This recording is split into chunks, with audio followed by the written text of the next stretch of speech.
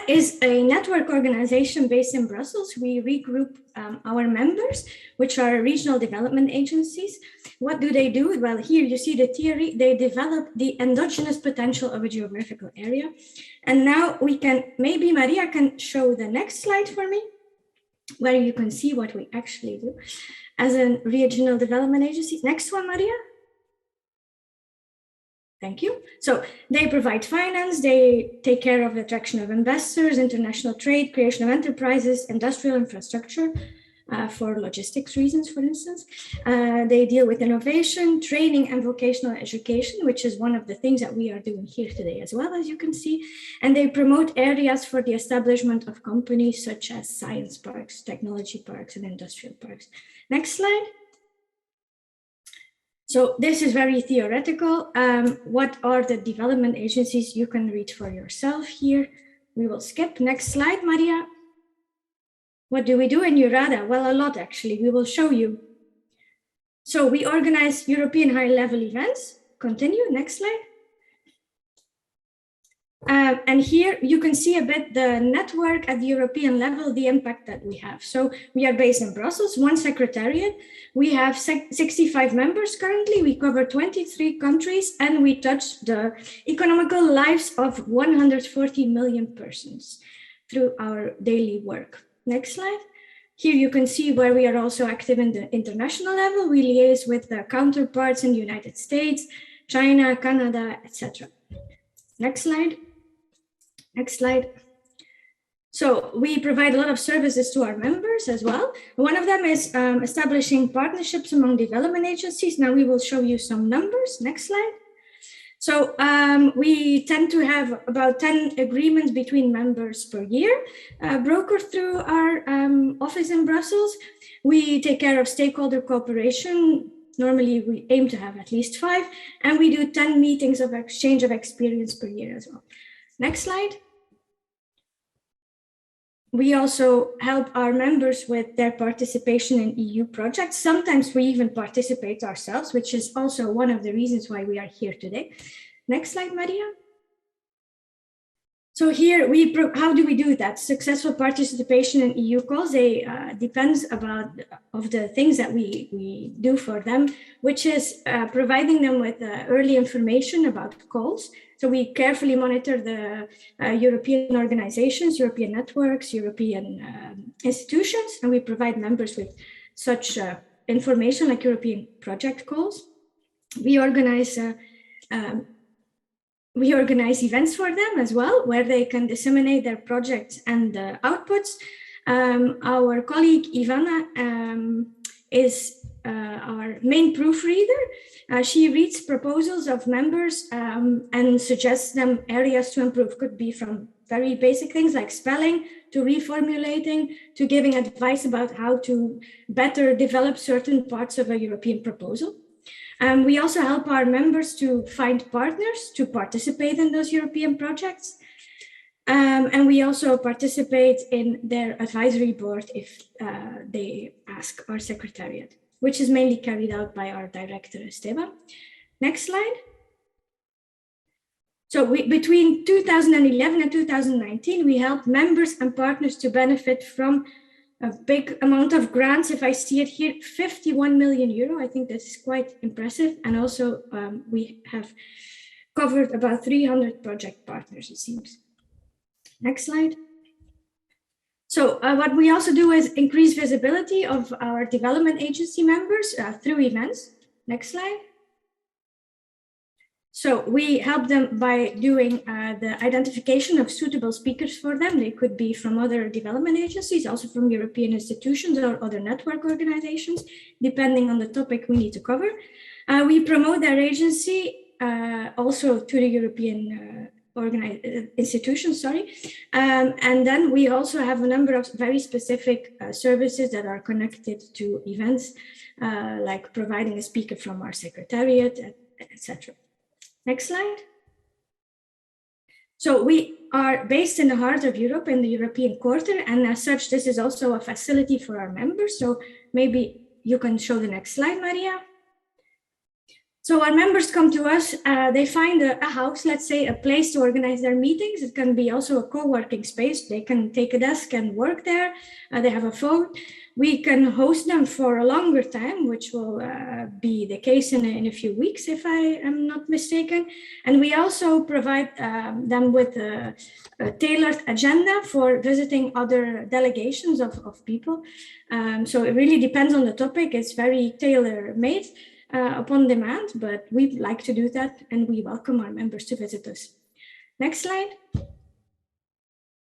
Voila, there you have them at a glance. Next slide. EURADA in a nutshell. Again, okay. So voila, we are there. I'd like to quickly explain why we're actually all here today, or what brought us together today. And for that, I would like for you to imagine the following situation. Imagine you're starting a new life in a country in Europe. You're starting to think about housing and you start to apply for jobs. You expect no difficulties on this front because you're highly educated in your home country. You've never experienced any problems in finding a job. And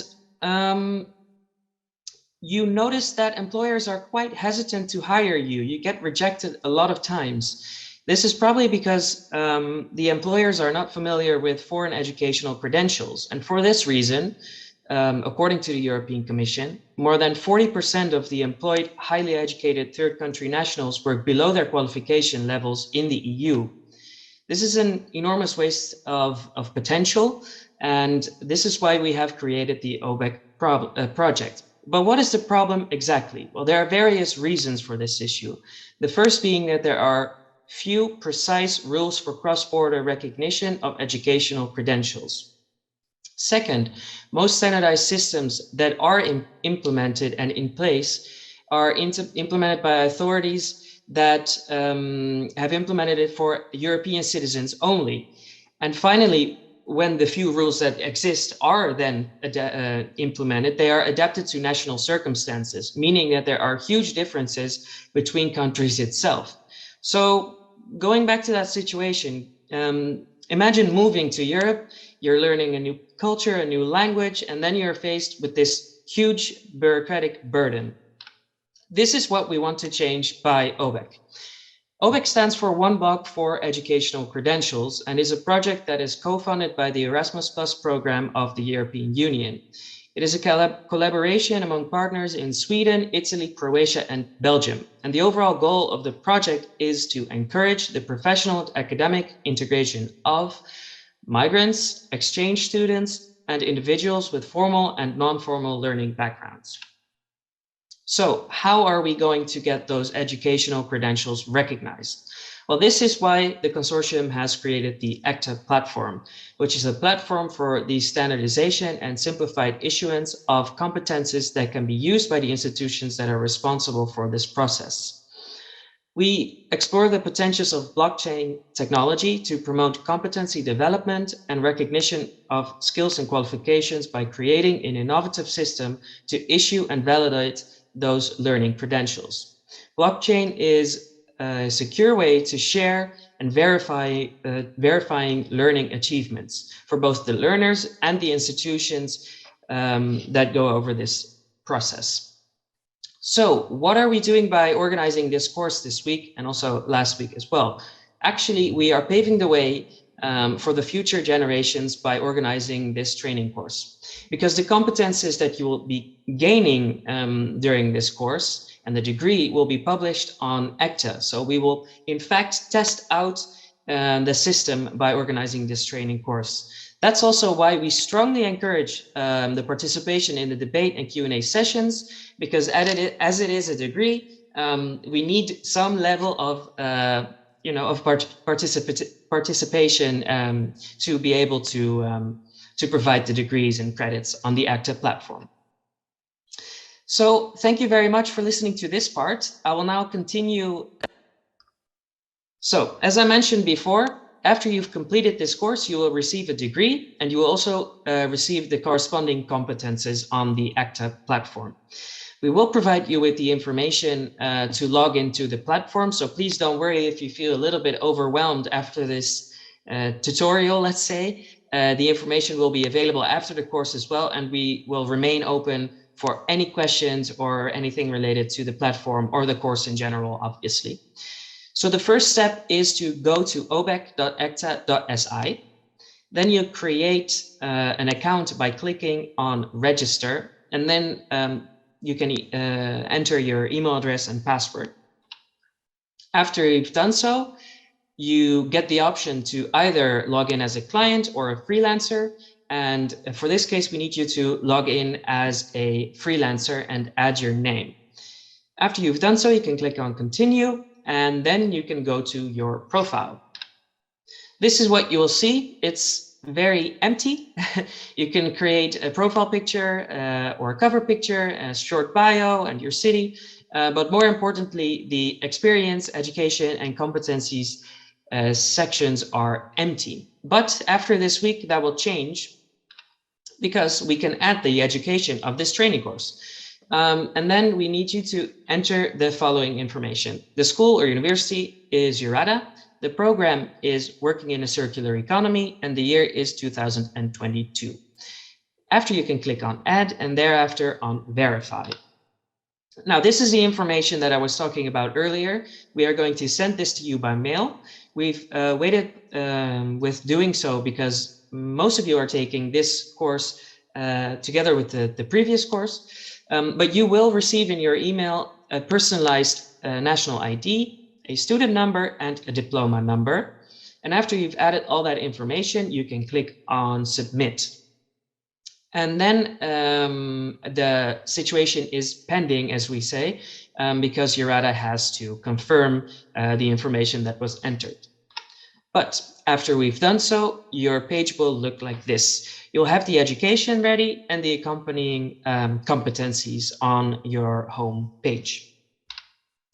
So as I mentioned before, it's quite a lot of information. Please don't worry if you feel a little bit overwhelmed with all these instructions. We'll share a guide with you, and we're also available for any questions regarding this platform or regarding the course in general. And then I would like to introduce our next speaker, which is our very own Jerome Friedrichs, who holds a master's degree in regional and European project management. He is currently working at EURADA, as we mentioned before, as project officer, in charge of 2 projects that are actually involved in the circular economy. The first project is Agro to Circular. That is a Horizon 2020 project focused on the implementation of the first territorial systemic solution for the upcycling of most relevant residues in the agri-food sector into high added value products, as well as the Friendship project, which is a circular economy project centered in the Polish region of Lubuskie, that will contribute to further the green transition of the region away from its current linear economic foundation towards the region's decarbonization and territorial regeneration. Oh, we got a new chat. Let me just quickly introduce that to you as well. Hello, I'm an electrical engineer in research at ICMET, Craiova. Welcome, Despina Roman, as well to the course. I think it's a good idea to leave the floor to Jerome to further enlighten us on the circular economy. Jerome, if you're ready, then I'll leave the floor to you. Okay, thank you very much. So last session of the day, lots of information already, lots of input, great input about the issues and the, let's say, the ground problems that are at the circular economy, so the reasons for the circular economy. To complete the picture, we thought to make a little deep dive into the topic of circular economy, into the issue, and the starting point obviously is the question why is there even a need in the circular economy, and we've heard a lot about this today. Therefore, I won't go into too much detail here, but I think it's important to just remind ourselves that the reason is that the Earth cannot keep up with our extraction, production, and consumption rates anymore. The Earth and our planet has reached the famous or infamous tipping point, at which point, if we keep up with our current rates, human life won't be able to sustain at planet Earth anymore in the long run. So this is the reason for the circular economy in the first place.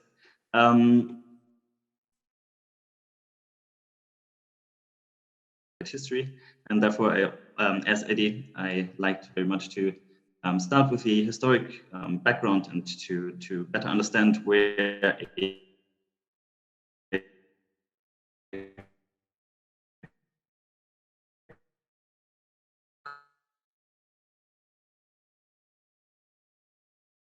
individual, but is rather the fruit of multiple ideas and thoughts that developed over many years, over centuries even, that bore the fruit of the circular economy concept today.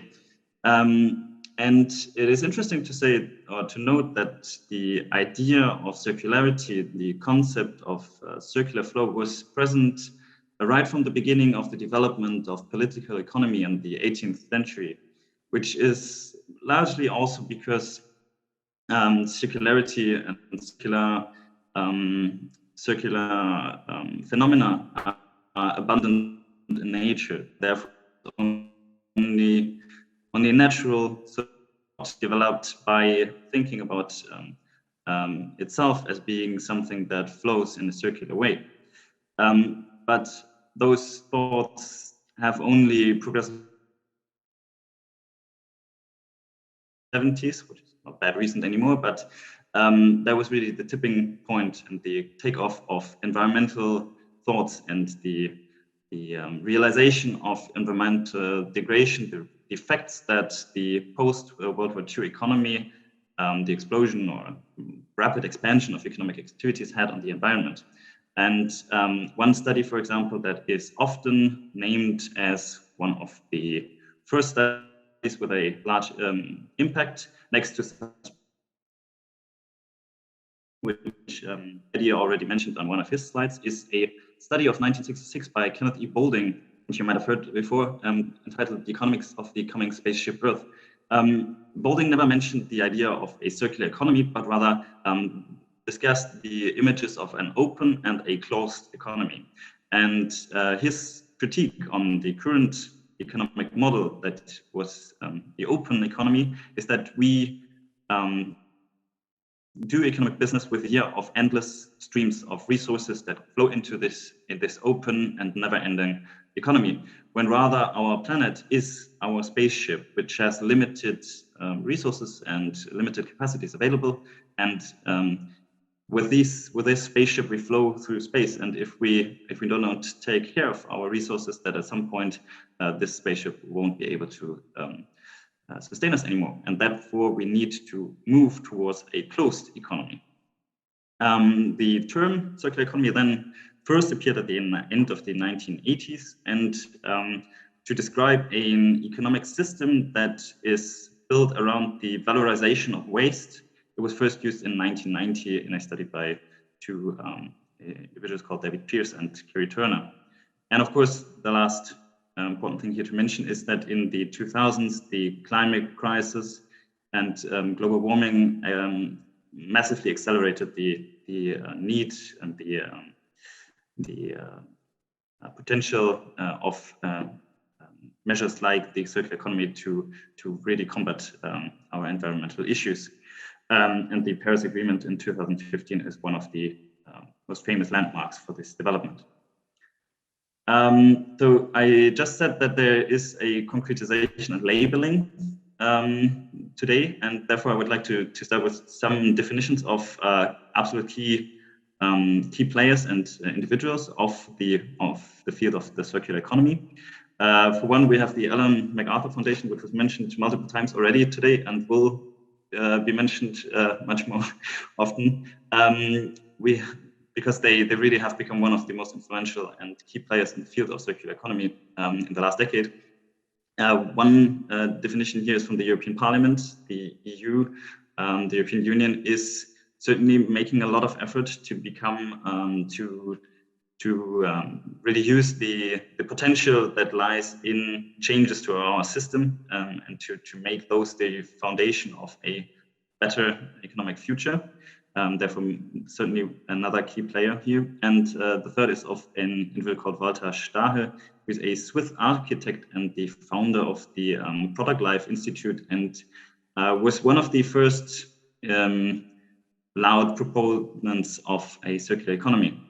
One thing to mention here is that there's no finite definition of the circular economy, and the idea circular economy has become a lot more prominent than most people would have thought of 10 years ago. And the risk here is, of course, that the circular economy is becoming a buzzword, and there's a lot of players that claim to be part of the circular economy, to develop their own definitions, and that is, of course, always coming at the risk of greenwashing. So let's have a look at those three definitions, because we can take some key aspects away from those. The Ellen MacArthur Foundation writes on their website that the circular economy is a systems solution framework that tackles global challenges like climate change, biodiversity loss, waste, and pollution. And here, really important is the aspect of the systems solution framework, the holistic idea, which we've already discussed earlier today. The European Union then writes that it is a model of consumption and production, which involves sharing, leasing, reusing, repairing, refurbishing, etc. All those practices that are the foundation of the circular economy. And then lastly, the quote of Stahe from a study on he submitted for Nature, the magazine you probably might know.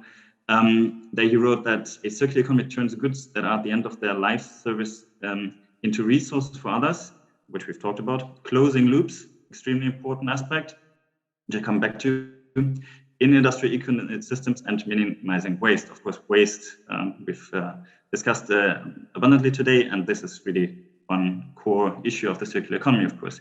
But it also changes economic logic because it replaces production with sufficiency. And this is an expression that I think is very, very good. And then you can really change a logic that is behind the economic system, because some key aspects to take away from here. And the first is that the proponents of the circular economy stress a lot that the circular economy is not just another brick in our economic system, but itself wants to change the economic system. It wants to be it is a principle that applies to all ecosystems and to all industrial sectors, and influences and includes products, infrastructure, equipment, services, etc. It is a holistic concept that, of course, aims to minimize environmental impacts, which is, as I mentioned, where the idea bore from. And those environmental impacts are, of course, some of the most pressing global challenges that we are facing today. It strives to reduce waste, which we mentioned, by reusing, recycling, redesigning products and materials. Many different practices that make the circular economy happen, thereby closing loops in industrial ecosystems, which Eddy mentioned earlier today. And all of that leads to the fact that we are able to decouple economic activity from resource consumption. This thought about eliminating waste and pollution really starts with the designing of products. And numbers, we've heard different numbers today. One number is that the EU produces more than 2.5 billion tons of waste per year, which is a number that I personally can't begin to relate to. It is such a large number that it makes it difficult to grasp the impacts of this waste production. Next slide, please.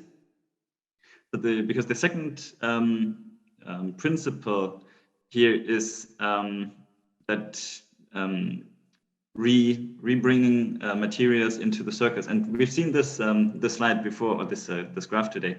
So we can understand the circular economy in two fundamental cycles. We have a biological cycle, which is the green part on the left, and then we have a technical cycle at the right. And the arrows at the very bottom, where they lead to, this is where Eddy took off and talked about incineration, etc.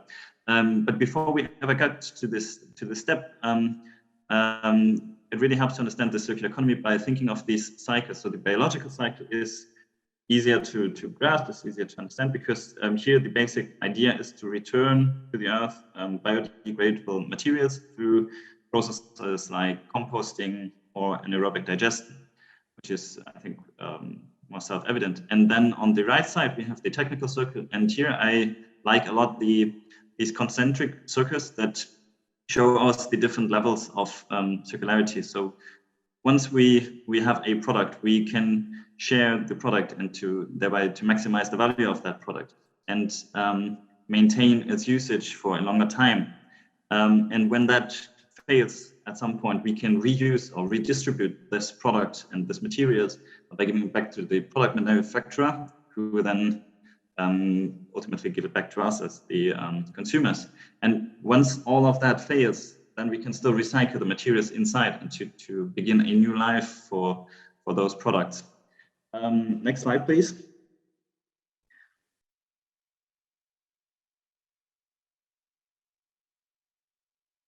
Not sure if it's only me that doesn't see the next slide. Okay, perfect, thanks. And the third principle is the regeneration of nature. And here, of course, the food industry is one of the key players in this process. And to better understand that principle, the idea is to shift from an extraction logic to a regeneration logic. So to give back to the earth more natural capital than we extract, thereby to rebuild our soils, and therefore to get the circular economy or the principle going. One thing that I think, so there's two objections to make here. And one thing that I found very interesting, we just had the Slido, and what you want to hear most about is sustainability. And it is true that circular economy is often associated with the idea of sustainability. And it is also true that the circular economy is one of the key elements to fulfill some of the sustainable development goals of the United Nations. But it has to be said that circular economy is not another word for sustainability. It's not a synonym. And the circular economy is not necessarily sustainable per se. There are circular economy practices that are less sustainable than other practices might be at the current time. For example, because it is cheaper in energy with our current technologies to create something new than to make the effort of recycling products and materials. And the second objection to make is that there are limits to the circular economy concept, which have to do with the laws of thermodynamics, and that all materials create entropy and ultimately lose energy value. I'm not a physicist myself, but this is another objection that you need to keep in mind when you talk about the circular economy, that there are limits to this. Okay, next slide, please.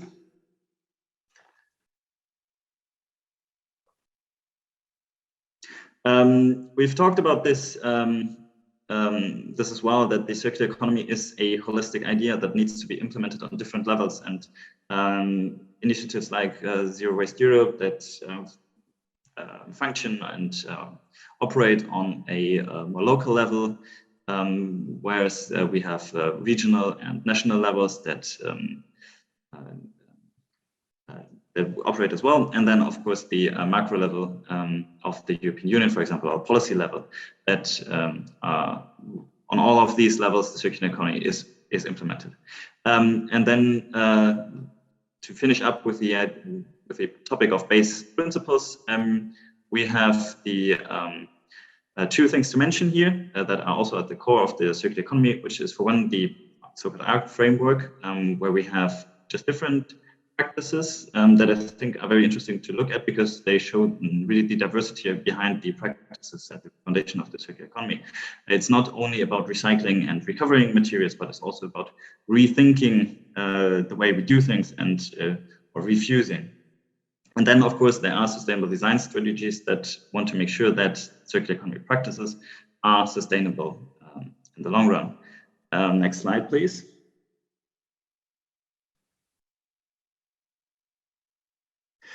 And just to illustrate a bit on different business models that circular economy takes and the principles underneath them, many of these all of us know. So anything that is about dematerialization, such as Netflix, we don't buy any DVDs.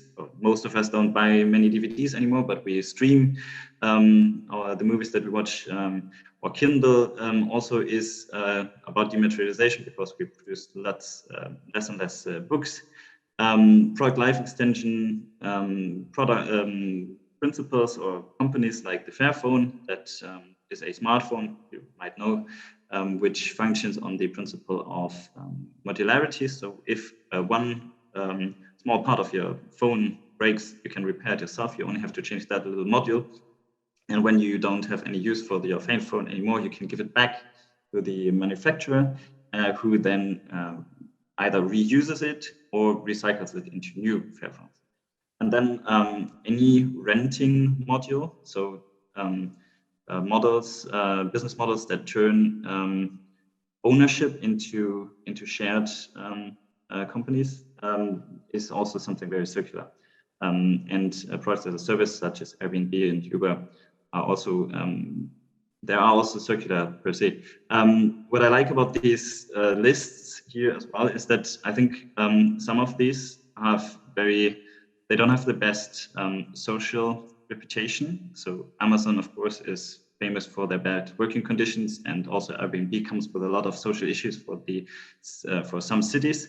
But those social impacts don't necessarily mean that they're not circular anymore. And the social element of the circular economy is something often overlooked, and we will come back to this in a second.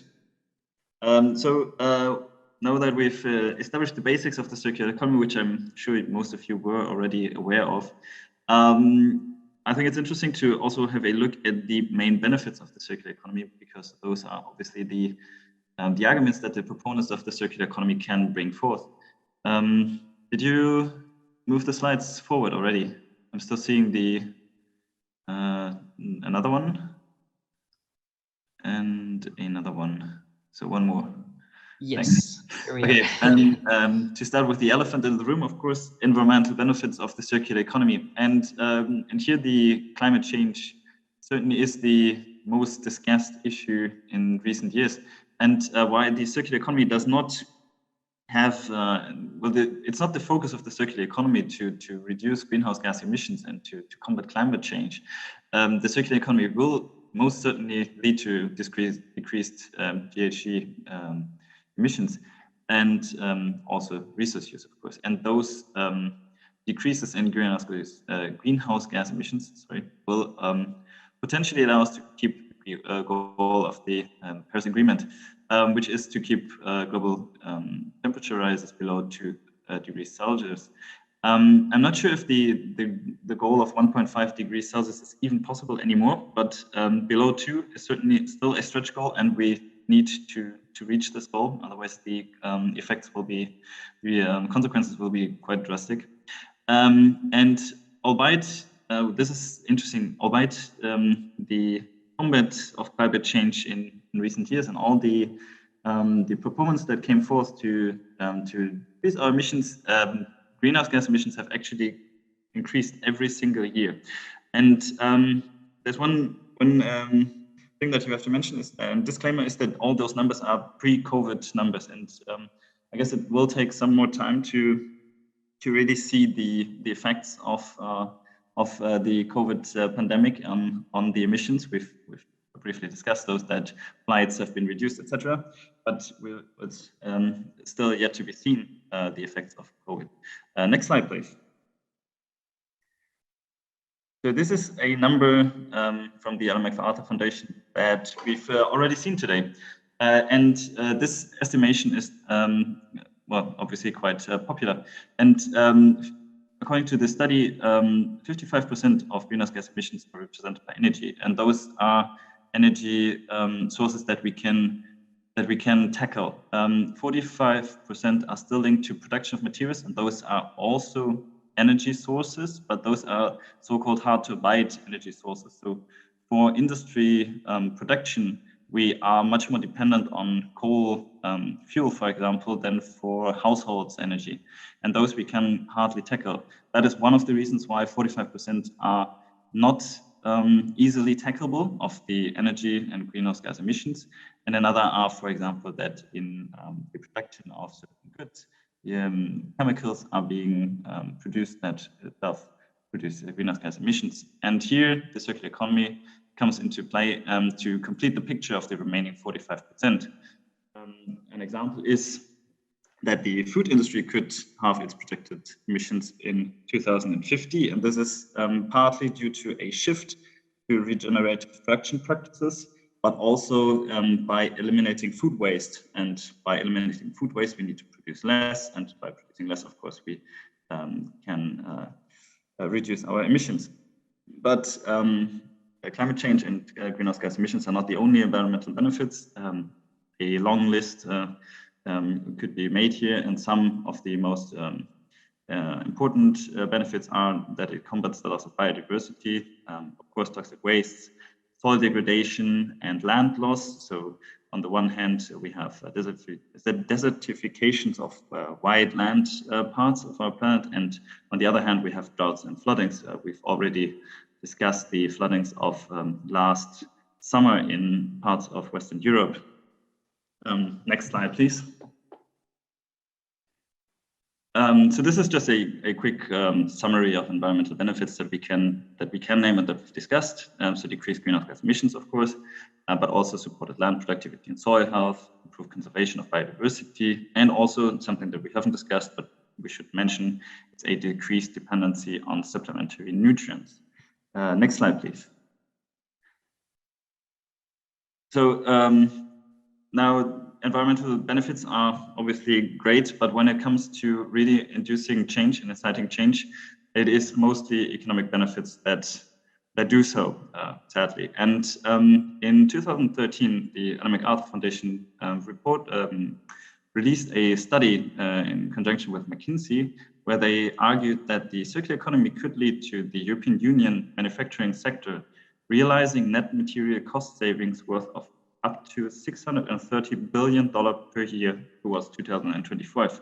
And this study is actually one of the reasons why the Ellen MacArthur Foundation has become so influential and one of the key players, because this study really incited a lot of change on the level of the European Union induced the change in thought and made the circular economy a very popular concept on the European level. And in another study, and here we come to the 7% GDP increase that we've just had in the quiz, another study of the Ellen MacArthur Foundation estimated that Europe, by growing resource productivity by up to 3% annually, which would generate a primary resource benefit of as much as 600 billion euro per year by 2030, and this would in turn generate plus some numbers that you can read there, would get translated into that 7% GDP increase. And what I think is very interesting here to consider is that GDP is actually an interesting choice of measurement, because what GDP does is it measures the monetary value or market value of final goods and services produced in a market, while in a circular economy, one of the key aspects is it is not about producing more and to raising production levels, but to increasing the value of products. And I guess using GDP here is also a consideration to the fact that it is one of the most popular measurements for economic growth. And the thought still abides that economic benefits come at a cost, and it is not. So the transition to the circular economy does not bring us money, but it costs us money. And this is actually not true. And those studies are therefore very important, because they show that the transition to the circular economy actually is going to grow our economy, not come as a cost to us. Next slide, please. So we've mentioned the question of job creation, and here we have another study, this time by Cambridge Economics, that argued that the circular economy had the potential to increase create 700,000 new jobs by 2030. And interesting here is that this the circular economy does not only have the potential to create new jobs, but also to reintroduce old jobs from industrial sectors or from practices that we have lost or forgotten in recent years, such as recycling and repairing, not recycling, repairing practices. Next slide, please. And this is, so this is maybe a question to the answer to the question of Genevieve from earlier, where we can see that jobs created are not only those, so the new jobs are being created both in high skilled positions, because we need new technologies and research, but also the circular economy comes with a lot more manpower need than the current linear economy. We've discussed this, Pierre mentioned this earlier. And so I thought this is also very important and interesting to mention. Next slide, please. Sorry, go back one slide, sorry. One thing that we also have to mention is that there is a noticeable lack in studies on the social benefits and impacts of the circular economy. So the two elements or aspects that are being discussed most are, of course, environmental and economic effects. But it is not clear how those benefits will translate into social justice questions. So who is going to benefit from those economic benefits that the circular economy is expected to create? And this is something that I just wanted to quickly mention, that is something that is not debated much. And this is one of the main critiques also against the circular economy, because those questions are being left out. And yeah, okay, next question. Next slide. I think we can move onwards, one or two more. Okay, so the last topic for today is the importance of the political framework. Again, something that we've also touched before today, and I would like to start with some statements here that are not as controversial as you might think, but they are definitely worth discussing, and we've raised those questions before today. So the first statement is that the political sphere plays a key role in the process of starting to materialize an actual and sustainable transition towards a circular economy. And now the question that I just wanted to bring to mind here is that what role does the political sphere play, and how much is the circular economy going to be a process that is incentivized from top down, from the policy layer, and how much does it have to happen from the bottom up initiatives such as the Zero Waste Europe projects and initiatives and many, many others more. Next slide, please. And here are some arguments for why the political sphere is absolutely key to the transition. And the first is that current policies actually reinforce behaviors that are the core of the linear economy. So most policies that are in place have as a result that it is often easier and more profitable to produce in large scale than to reuse and recycle products. It is often also much cheaper to dispose of excess food rather than distributing it for reuse. And those, if we don't change policies that change these behaviors, we can't enforce or incite change to the circular economy at a larger scale. And then another argument for the importance of the political scale is, of course, that we need to drive innovation, which I've mentioned before. And the third is that this transition, especially at the beginning, requires a lot of collaboration between government and businesses, and especially in the aspect of finance, because the transition is very expensive. And I think Simona mentioned a question that I have myself. I also see some black boxes on the screen, which make it a bit difficult to read the okay. I'll just stop sharing and then share again. Okay, perfect. Thanks. By the way, is my sound fine? Yeah, it's back to normal for me at least. I don't know Right. about other participants, maybe. Okay, perfect. Yeah, I Can hear you you see well. it well now? Yes, for me it There works. is still a small black box, yep, on top of the title, but not over the text anymore. Yeah, I think that is Okay. negligible. All right, I'll try to figure out why. Still? I think it's not that important to read the title of the slides. Yeah, that works. All right. Perfect. Okay. So, just as a quick summary, as such, the political sphere is a vital player in the shaping of new behaviors, attitudes, and the production patterns. Next slide, please. So, in the transition towards the circular economy, what results from these? What should policies then focus on? And there are two main elements, according to a study from SB Insight.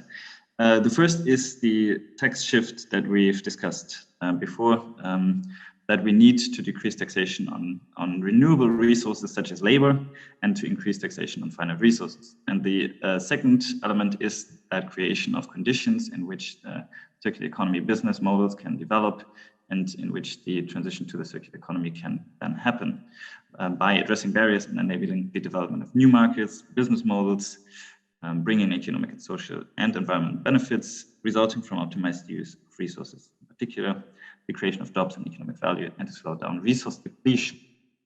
Next slide, please.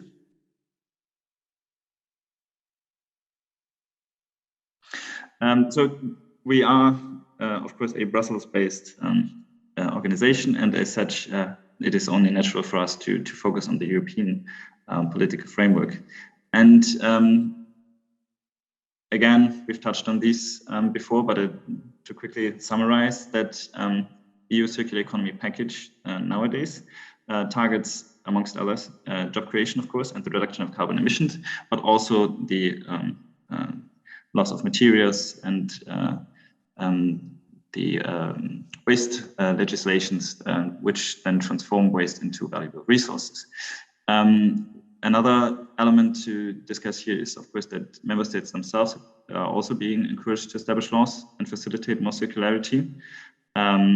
The ban of single-use plastics a couple of years ago has been a very prominent example of that, but also the VAT tax drops on repair activities. And just in general, working on EU level is absolutely key to drive the change towards the circular economy. We cannot do that on the national level alone. Next slide, please. Okay, so when we talk about the European political framework, there's mainly three policies that are being discussed, and those are the first and the second circular economy action plans from 2015 and 2020 respectively, and of course the European Green Deal, of which the second circular economy action plan is a part. Those, just to mention some of the most important elements of those action plans is, for example, in the first action plan of 2015 was the development of a monitoring framework, which again, information is absolutely key, and some numbers that were being developed and monitored there, for example, recycling rates, but also the resource, the waste production, and many, many more. The European Green Deal, of course, this again, I'm sorry that I'm repeating so many things today that we've discussed before, but the European Green Deal is tackling or is aiming to make Europe the first climate neutral planet in a continent in the world by 2050, and to decouple the economic growth from resource use. And this is, of course, one of the key aspects of the circular economy. And so next slide, please, just to quickly finish this up, the overview of the circular economy. Some of the most policy incentives that have developed from the political framework on the European level are the Horizon Europe framework program, but also this call of the European Green Deal, so the two projects that I am working on in EURADA are actually both being financed by this European Green Deal call, which was launched in May 2020. And to give you that number that we had in the quiz as well, is just how much money the European Union is investing in circular economy projects, which I think is quite massive and quite noteworthy. Next slide, please. Some of the obstacles that we are still facing to the adoption of the circular economy, I won't go through all of them, but some to mention are definitely that different national legislations are still being one of the main obstacles. And this is probably true about all incentives and initiatives at the European level, that national legislations are very problematic, but also high administrative burdens for the costs of waste shipments and also supply chains. Maybe one more thing to mention here is that one of the reasons for why the circular economy is also super important for us at the moment is that it reduces the dependencies of global supply chains and outside resources, which has, of course, become a huge issue and is in the news all over because of the war in the Ukraine. And the circular economy definitely has the potential to reduce our dependency on outside resources and markets. Next slide, please.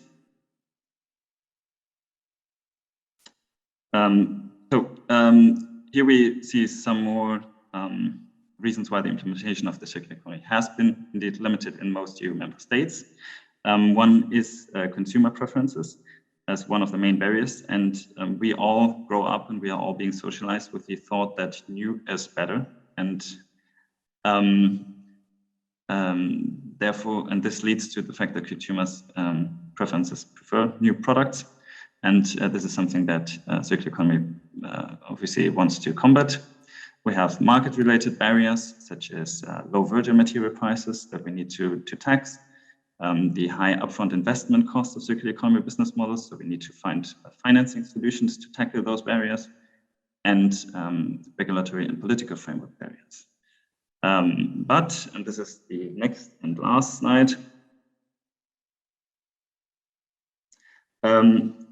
one of the great advantages of the European Union is, of course, that regulation does not indeed impose a crucial barrier, and we can tackle regulations. And to finish up with some conclusions here, we need to, conclusions for the political framework, we need to shift focus from incentives to research and innovation. We need to adjust the cost of virgin materials, and upfront investments are needed to transition towards the circular economy, which may in turn drive crucial cultural changes needed in this transition, such as behavioral changes. And yes, that is all from me for now. Sorry about the technical issues. Kind of got me a bit out of the flow, but I hope you've learned something today, and this has managed to complete the picture that will help in the upcoming 2 days of this training course. So what did you learn today? Well, we will leave it up for open voting, and we will anticipate a little bit the answers. Let's see what happens. 3 people, we're still a few more, so feel free to vote. Feel free to add what you learned today.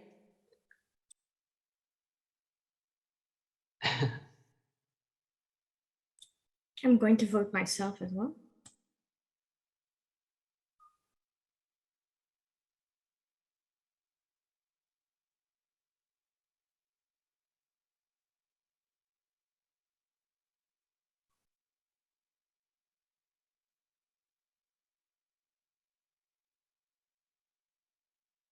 All right, we got a few more answers coming in.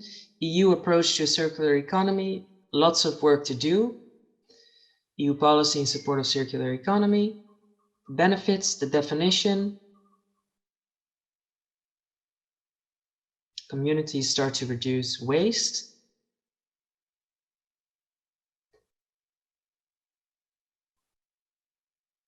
Yeah, I think these are all very fitting for what we have discussed today. So I'm happy to read all of those answers.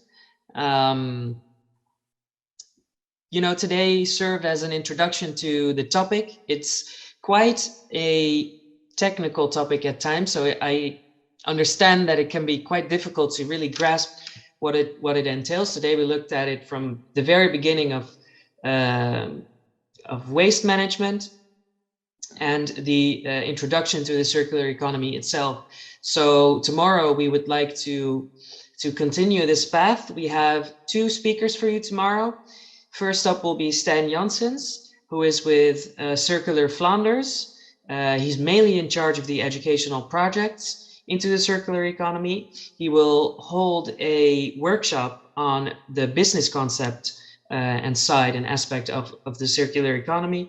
He will also address some challenges and provide you with some practical examples as well as a task. So we hope tomorrow we can have it as interactive as we did today. I really liked how that went, so I'd like to thank you for your participation in that. And after that, we will have Itainova's Cristina Crespo from the region of Aragon in Spain, and she will address inspiring examples of circular practices in her region and in her organization as well. So tomorrow we will have a very nice schedule for you as well. We'll dive into the topic a little bit deeper with a little bit more focus at business models as well. So please, tomorrow, I hope to see you all back.